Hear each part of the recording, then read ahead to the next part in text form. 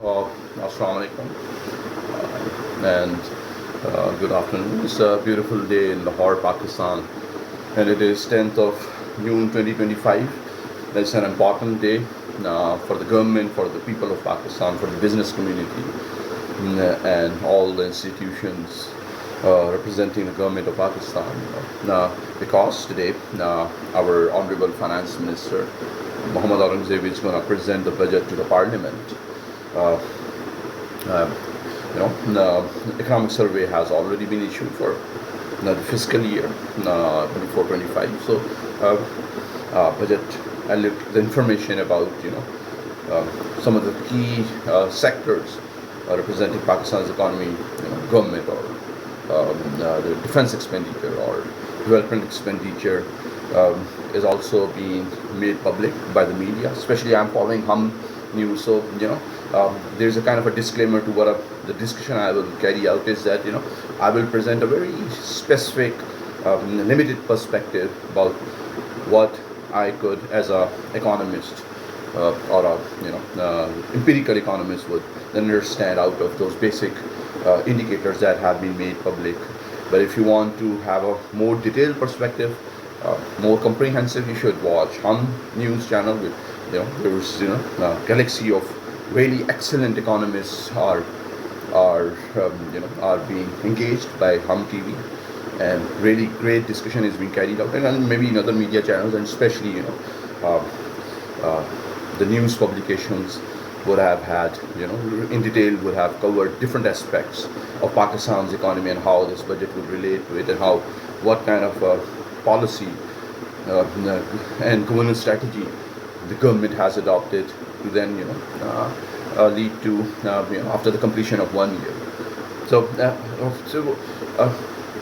it is first one needs to understand the few indicators that have been made public are as follows.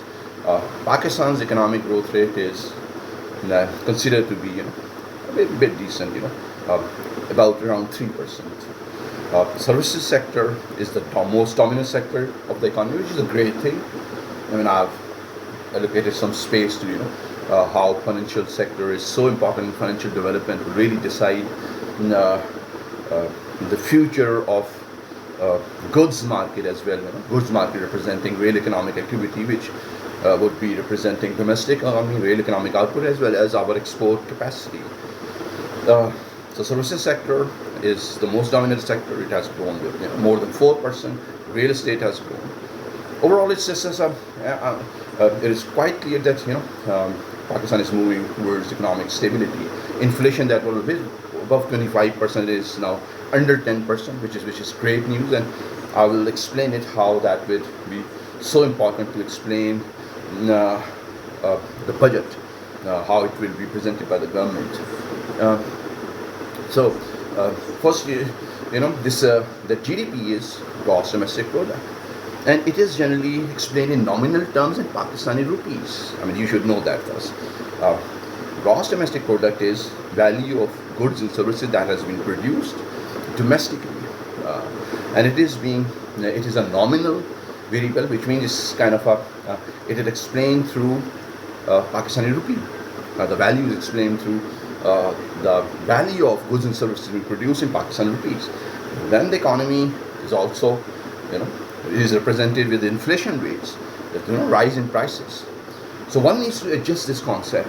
So what we do is first we transform the GDP into a real variable, discounting for inflation rate. So if we divide nominal GDP with the level of prices or the inflation rate, it could be inflation rate, of a base year representing 1980s or 1990s, or it could be for exploratory analysis in economics, it could be what inflation had been last year.